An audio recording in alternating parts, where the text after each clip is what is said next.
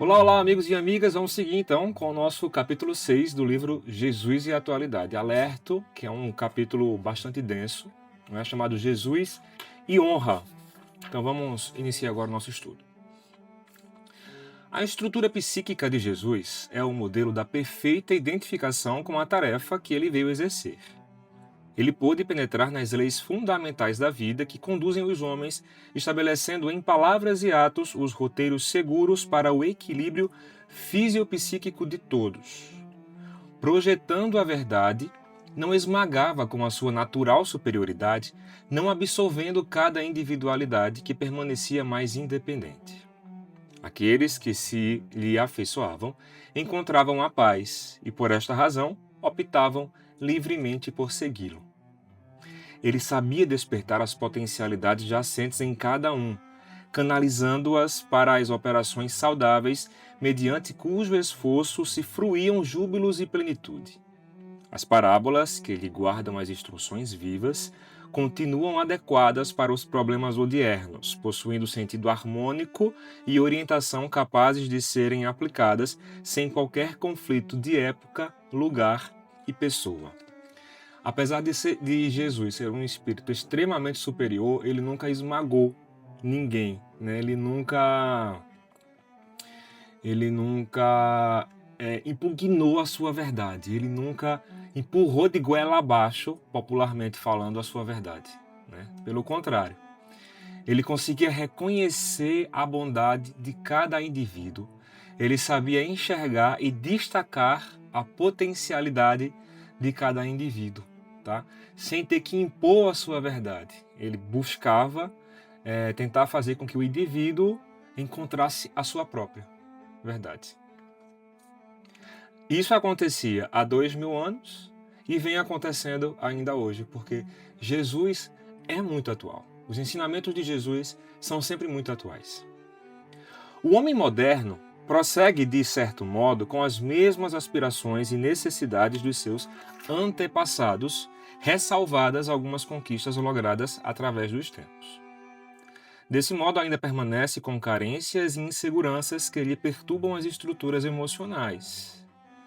Para conseguir a liberdade interior e a emancipação, necessita da luz do conhecimento e da coragem para entregar-se com decisão à honra dos objetivos que persegue. Saber o que pretende da vida e como segui-lo, eis o processo parto de amadurecimento pessoal, rompendo com as suas próprias raízes os atavismos que lhe procedem do passado espiritual. Para este esforço, a honra se lhe torna o inigualável guia interior, impulsionando-o para a frente, nos passos que deve dar, sem mais deter-se. Nesse trecho aqui a gente entende que a honra vai ser o nosso principal motor das nossas conquistas morais, não é? Que a gente precisa se autoconhecer, precisa fazer um autoconhecimento profundo para que a gente encontre essas potencialidades, e a honra é que vai ser o motor para ativar as nossas potencialidades. Na ruptura dos laços familiares constringentes, Jesus, sem deixar de atender aos compromissos morais e sociais com o clã a que pertencia, demonstrou a grandeza da coragem que a honra pessoal lhe facultava. Buscado pela família que lhe ignorava o ministério, duvidando da sua missão, e assim tentando interrompê-la quando ele punha os alicerces da boa nova nos corações, foi advertido por alguém que lhe disse: "Tua mãe e teus irmãos aí se encontram e chamam por ti." Chegara-lhe o momento da indeclinável com honrosa decisão, facultando-lhe interrogar com tranquilidade: "Quem é meu pai, minha mãe, quem são meus irmãos, senão aqueles que fazem a vontade de Deus?" A estupefação geral não o perturbou e ele prosseguiu como se nada houvesse acontecido. Porque as pessoas ficaram estupefadas? Porque Jesus desobedeceu a sua mãe, que estava chamando por ele, né? E naquela época, a desobediência à própria mãe era algo muito grave. Quando um parente o chamava, a qualquer pessoa, a pessoa deveria atender imediatamente, deveria parar o que estava fazendo e atender ao parente que chamava. Mas Jesus estava naquele momento falando sobre a sua boa nova. E aí chegou um momento que ele precisou decidir. Sigo com a minha missão, com o meu trabalho, né, de falar sobre a Boa Nova, ou vou atender os meus parentes? Que era a regra da época. Nesse momento, Jesus quebrou uma regra. E continuou com a sua missão. E aqui essa frase é talvez a mais importante de todo o capítulo. A honra é a coragem de eleger o melhor. A dubiedade na decisão entre os que o desejavam reter e aqueles que lhe necessitavam da presença e das lições seria a lamentável falência dos objetivos que buscava. Não há aí desrespeito aos familiares. Estes sim, presunçosos e amedrontados, sem o consultarem, desrespeitavam-lhe a opção de homem independente que viera para um apostolado que jamais negara qual seria o término: a humilhação, a cruz e a morte. A sua honra levava-o ao prosseguimento, mesmo lutando contra todos os fatores hostis. Ele viera romper os impedimentos, arrancar a escultura modelada do homem integral do mármore frio da sociedade utilitarista e escravocrata. O cinzel e o martelo para arrebentar a pedra era a honra e o dever. Nada podia emparedá-lo nos limites das conveniências, dos receios pueris, das afeições imaturas. 20 séculos depois, ei-lo, o mesmo escultor de almas, trabalhando o granito das vidas a fim de libertá-las. Bom, esse trecho aqui fala que Jesus veio à Terra, ele encarnou, justamente para nos ensinar e nos libertar, né, daquela sociedade à época que tinha sentimentos muito pueris, era escravocrata, não é? Deixa aqui, modelada do homem integral, mármore frio, sociedade utilitarista e escravocrata. Né? Então Jesus rompeu com isso nesse momento. Aliás, um dos momentos em que ele rompeu com todo esse sistema da época foi esse. Continuando. Tua honra deve modelar-se na dele. Tua decisão para a felicidade, rompendo as estruturas passadistas e acomodadas, é a força do teu empreendimento. Entra em ti mesmo e ausculta a consciência, o teu guia íntimo, a fim de saberes o que pretendes, o que é melhor para ti e como conquistá-lo. Aqui é um convite ao autoconhecimento, tá? Entra em ti mesmo e ausculta a consciência, o teu guia íntimo, a fim de saberes o que pretendes, o que é melhor para ti e como conquistá-lo. Porque após você entender o que é melhor para ti, é que você vai conseguir prosseguir nesse caminho. Para onde você vai sem saber o que é o melhor? Depois que você descobre, é que você pode caminhar para esse objetivo. Mas aí você pode dizer assim, Plácido, mas o que é o melhor para mim pode não ser o correto, não é? Bom, o melhor para mim é ter uma super casa, uma mansão, um carro de luxo, etc e tal. Não, isso não é o melhor para você. Você está equivocado, tá? Isso talvez seja o mais confortável para essa jornada, para essa encarnação, mas não é o melhor para você. E lembre-se que você é um espírito imortal. Você não é essa encarnação.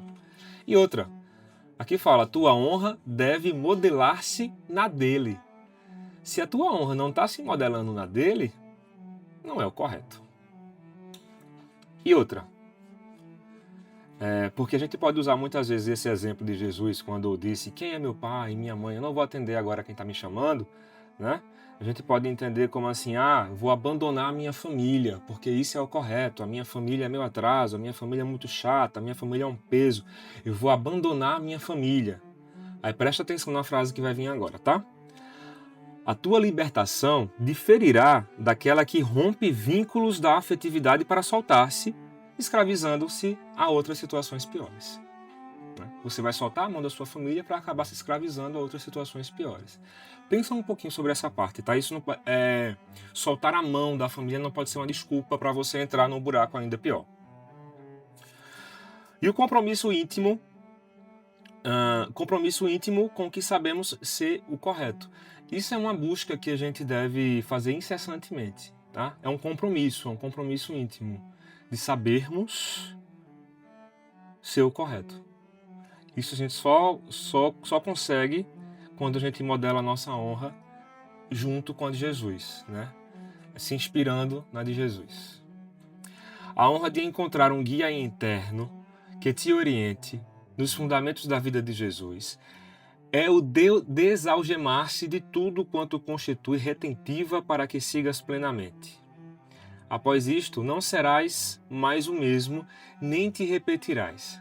A consciência do dever se manifestará a ti na honra de seguir em padrões de respeito a todos e a tudo, porém de liberdade total, sob a liderança de Jesus.